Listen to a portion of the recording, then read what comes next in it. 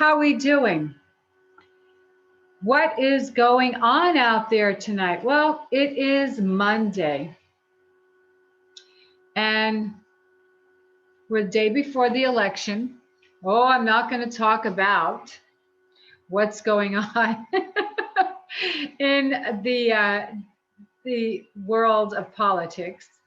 All is fair in love and war, right? And that's one area I do not get involved with. That's for sure. But I want to first check in and see how everybody is doing. If you saw one of my posts, my personal post, I already have my Christmas tree up because I am one of these people that I love Christmas. It's my favorite time of year. So I start early. And the dog's been helping me with the tree. I keep putting an ornament on and she keeps taking an ornament off. So it's been definitely very interesting, but kind of fun. But here we are. It's November 2nd. And we all thought that we would be out of this particular pandemic situation when it started in March. And it's definitely taken us and tested us in many, many ways. I think as people, as individual, as a society, and also ourselves. There's many of us out there that are looking to change and adapt into what we have been doing. And there are those out there, that having to work from home, and that's been a whole different ballgame. And some of you are actually enjoying it. And then there's that segment of people that you're at home and you might have your children with you, you're working from home, your spouse is working from home. And it's a lot and it can be challenging. And when you have this particular situation going on, it can do a couple of different things when it comes to relationships. And that's why tonight I wanted to take on that topic of micro cheating. And micro cheating is a term that was actually introduced about a year or so ago. And really, it's a term for having interaction with somebody that isn't your significant other, SO, or partner. And what does that mean? Well, it doesn't mean having full-blown intimacy, but what it does mean is that it could lead to full-blown intimacy. And sometimes when you micro cheat, and we'll go through what actually consists of micro cheating, is that means there's a red flag, okay, in the relationship. Now, this doesn't mean, okay, I don't want you to run out and say to your significant other, oh, there's red flags in our relationship, because you know what? It's not always necessarily the person that's not doing the micro cheating. So please don't start examining yourself. It means that there's something in the person themselves that is doing the micro cheating that is missing something in their life and in the relationship that maybe their partner is not providing. And what happens in relationships? There's four parts so that you know to relationship. The first part is that early stage, that first year where you're Storm and Norman stage, and you just can't keep your hands off of each other. Then, of course, what happens is after that, then everything just kind of levels out and you two are enjoying each other and life is just going on. It's smooth sailing, right?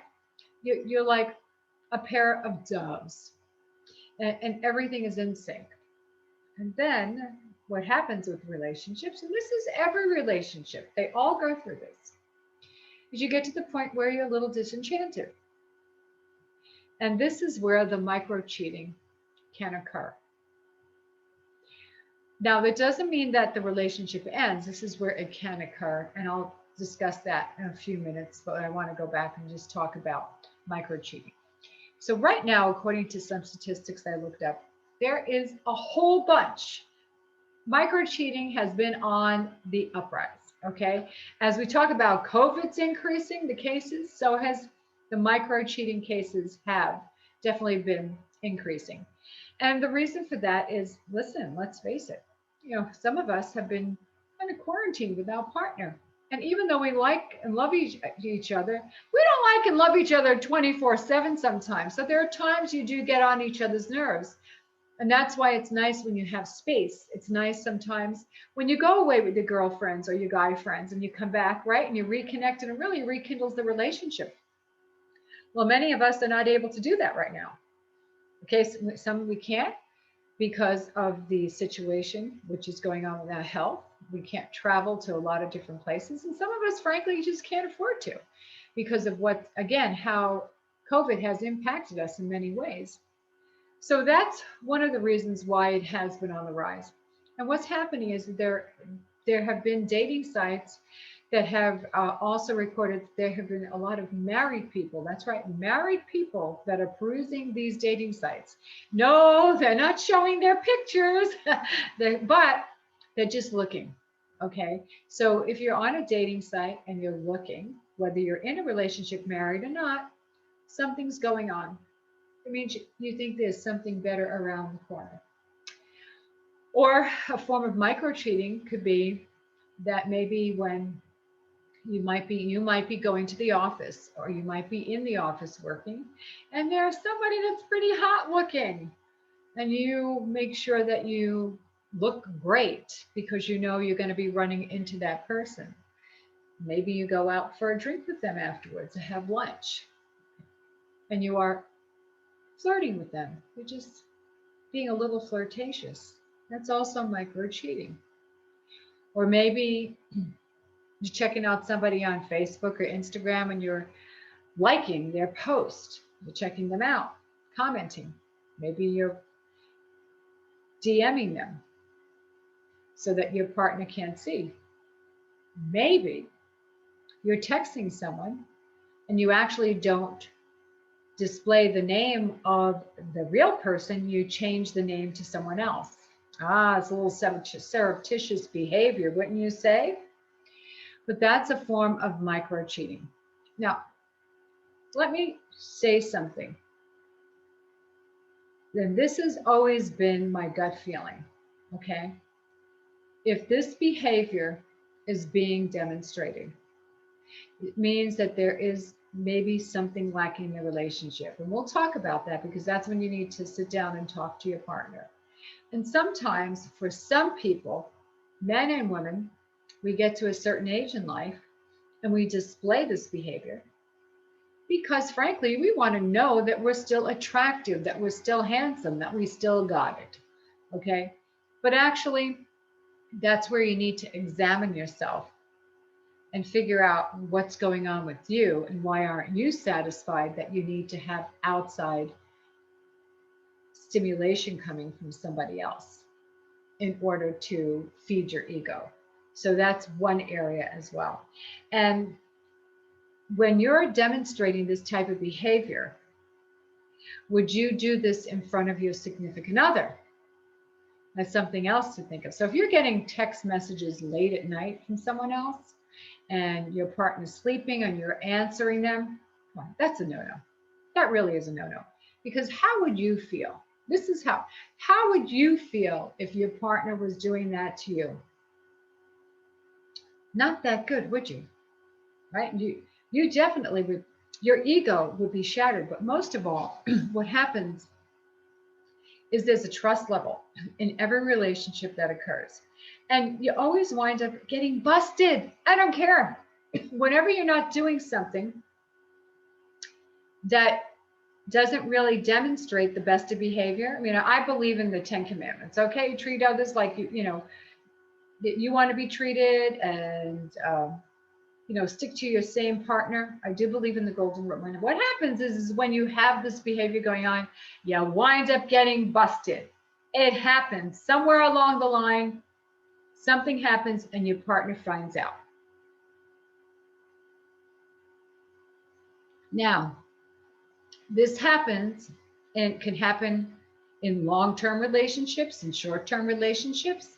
It happens. And this is where you have to sit down and the two of you must have an honest conversation. And if you find out, let's say you have a significant other that is constantly commenting on somebody else's Facebook post or Instagram post, unless it's like George Clooney or Jennifer Lopez that you're commenting on, That's one thing. But when you're commenting on somebody else and your significant other finds out, okay, you need to address that situation because you feel a little uncomfortable. If you were the person that wasn't doing the micro cheating and you had that partner that was, commenting on somebody's post, you need to tell them, you need to share with them and say, listen, what you're doing makes me feel a little uncomfortable. It makes me feel like there is something going on or could lead to something bigger going on. The same thing if you find out somebody is texting someone. You need to address the situation. You need to find out why this is happening. Okay, because don't blame yourself if you're the person that is standing there and you find out that your partner has been going through this micro cheating. Okay, I don't want anyone out there to think, oh my God, I should have done this, I should have been sexier, I should have maybe been a little more fit. No. Okay. It's the other person that needs to examine the relationship they have with you. Now, sometimes when you sit down and you have these honest conversations and you're honest with each other and you recognize that this has occurred, and you go through a process. Now, maybe you find a therapist, whatever it is that works for you, maybe a clergy. I don't recommend family members. I think family members are wonderful and they have your best interest. The only thing with family members have a tendency of being a little subjective, and you don't necessarily want to air that dirty laundry with them.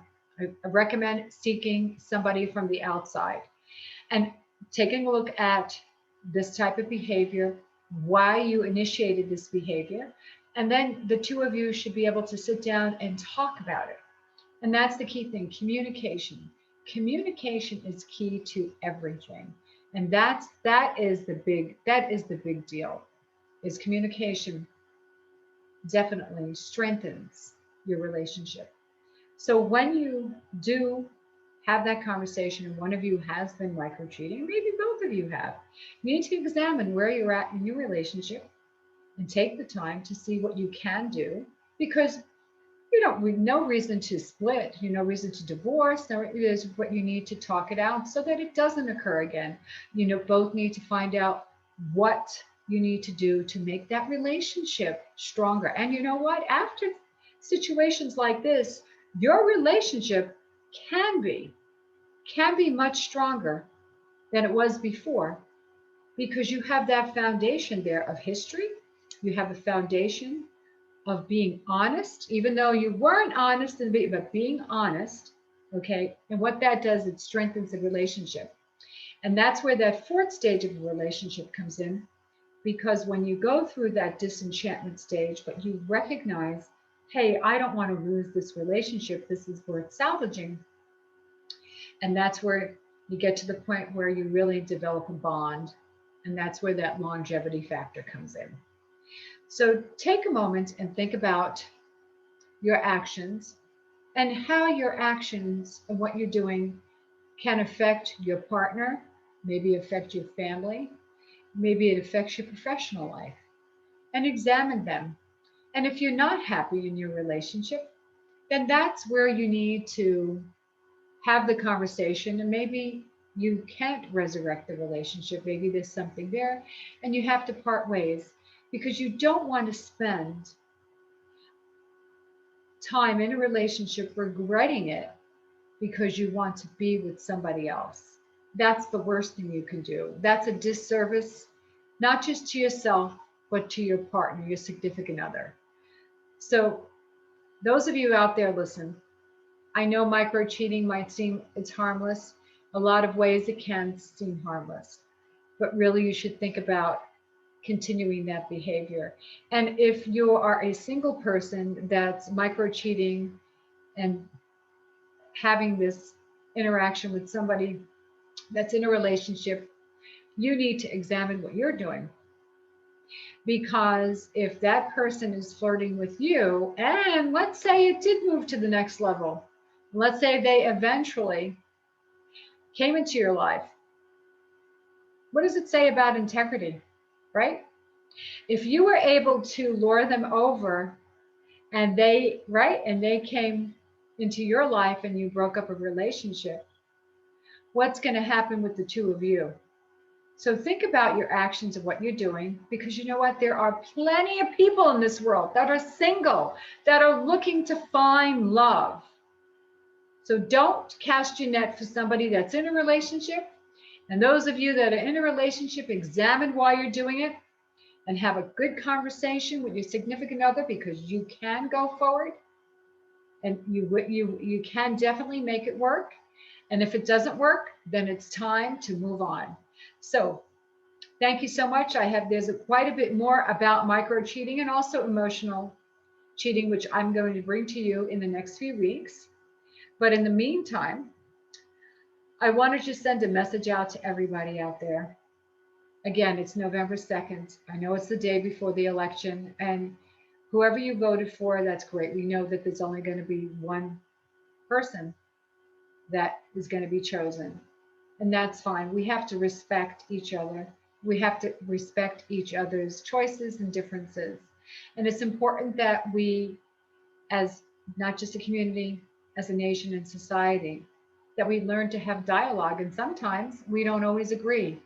But if you can have good conversation and agree to disagree, that's a great thing. It's always good, again, to have a little controversy, but in a way where it's healthy and in a way where you're articulating, where you're not fighting and pointing fingers. And that's why I never, ever display on Facebook anything as far as my political preference. I just feel that for me, that's something very personal. But in the meantime, don't get so caught up in the politics. You need to work on the politics in your own home, in your own community. That's where you can make a difference. And that does, believe it or not, you can make a difference. But in the meantime, everybody out there, continue to stay healthy, happy, and safe. And always remember, spread love. Good night, everybody.